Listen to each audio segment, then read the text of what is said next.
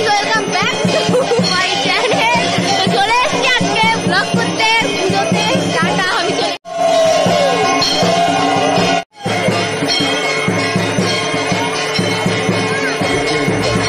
নমস্কার, কেমন আছো সবাই? আশা করি সবাই ভালো আছো। গরম তো ভীষণ দিচ্ছে আর গরমে খুব নাজেহাল অবস্থা। তো আজকে আমি যাচ্ছি অন্নপূর্ণা পূজায়। আর এই বিশেষ অন্নপূর্ণা পূজার একটা মাহাত্ম্য আছে, সেটা একটু পরে বলছি, ভিডিও দেখলে বুঝতে পারবেন। তো আমি রেডি হয়ে বেরোবো। তখন আমার ভুতুর টিফিন টাইম ছিল, ওকে দুটো বিস্কিট ভিজিয়ে দিলাম। ওর সন্ধ্যার যে টিফিন হচ্ছে বিস্কিট ভিজানো, এটা খুব ভালো খায়। আর সকালে আর বিকেলেই এটা খায়। তারপরে আমরা রওনা হলাম। আর এই যে যত মানুষ দেখছেন, এরা সবাই যাচ্ছে অন্নপূর্ণা পূজার উদ্দেশ্যে। আর বেশ সবার হাতে একটা করে ব্যাগ। তো বিশেষ একটা মাহাত্ম্য আছে, সেটা তো বলেছি, একটু পরে বলছি সেইটা। তো এই যে চলে এসেছি মন্দিরে। মন্দিরটা আমাদের বাড়ি থেকে খুব একটা বেশি দূর না। তারপরে সেখানে গিয়ে দেখলাম মন্দিরের সামনে খাবারের ব্যবস্থা হয়েছে। আর এখানের মাহাত্ম্যটা হচ্ছে খিচুড়ি বা এখানের যে প্রসাদ, এই প্রসাদ কখনো শেষ হয় না। মানে যত লোক আসুক না কেন, কেউ ফিরে যাবে না। এই অন্নপূর্ণা মায়ের অন্নপূর্ণা তো অন্নপূর্ণাই হয় না।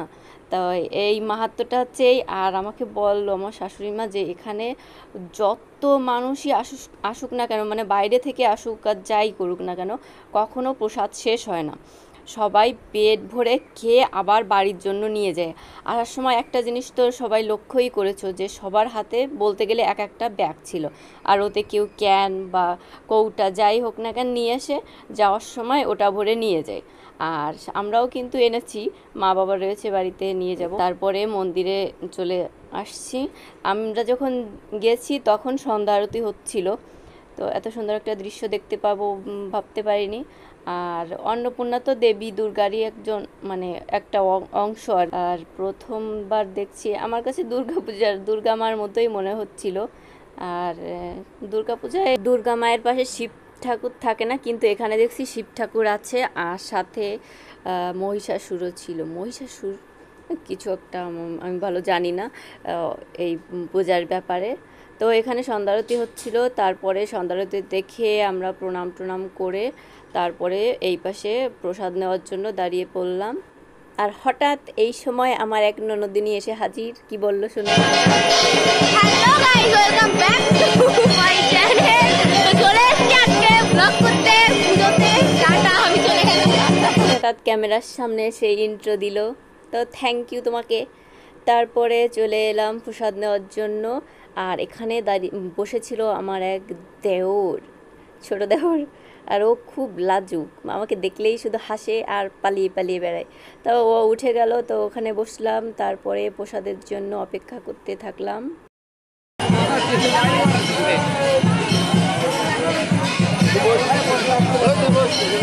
আর বারবার একটা কথাই আসছে মনে, এত গরম দিচ্ছে, ভগবান কি যে করব, মানুষ কিভাবে বাঁচবে কে জানে। আর আজকে আমার শরীরটাও ভীষণ খারাপ ছিল, তারপরেও পূজায় আসবো মন টান ছিল ভীষণভাবে, তাই আর মিস করিনি। প্রথমে থালা দিয়ে গেল, তারপর দেখি একটা বাচ্চা ছেলে জল দিচ্ছে। ভাবা যায় এই বাচ্চাটার কতটুকুনি বা বয়স হবে, তাও পূজার কাজে অংশগ্রহণ করেছে, দেখে ভালো লাগলো।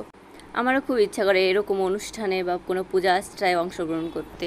তা আগে করতাম, এখনও ভবিষ্যতেও করব, যখন এই সময় পাবো অবশ্যই করব। প্রথমে দিল ঠাকুরের ভোগের প্রসাদ, ফল ছিল।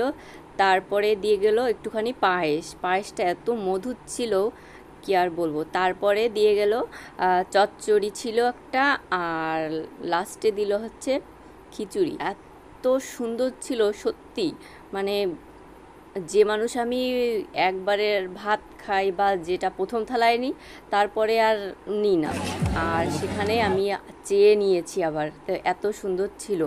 তারপরে খাওয়া দাওয়া শেষ করলাম, একদম পেট ভরে খেয়েছি, কিন্তু প্রচুর গরম ছিল। এই গরমে বসে খেয়েছি, তারপরেও কষ্ট হচ্ছিল না। তারপরে খাওয়া শেষ হলে আমরা উঠে পড়ি। আর সাথে কিন্তু আমরাও ব্যাগ ভরে নিয়েছি, ক্যান নিয়ে এসেছিলাম বাড়ি থেকে একটা, তারপরে ক্যানটা ভরে নিয়েছি। আর এরপরে বাড়ির দিকে রওনা হই। এখন কিন্তু অনেকটাই রাত, তো আমরা ফিরছি, তখনও দেখি মানুষ যাচ্ছে। তো আমার আজকের ভিডিওটা এখানেই শেষ করছি। সবাই সুস্থ থেকো, আর এই গরমে চেষ্টা করো যাতে নিজেকে সুস্থ রাখা যায়। আর রিকোয়েস্ট করছি প্লিজ একটু লাইক কমেন্ট শেয়ার করে দিও, যাতে আমার অ্যাকাউন্টটা একটু ভালো হয়। তো থ্যাংক ইউ।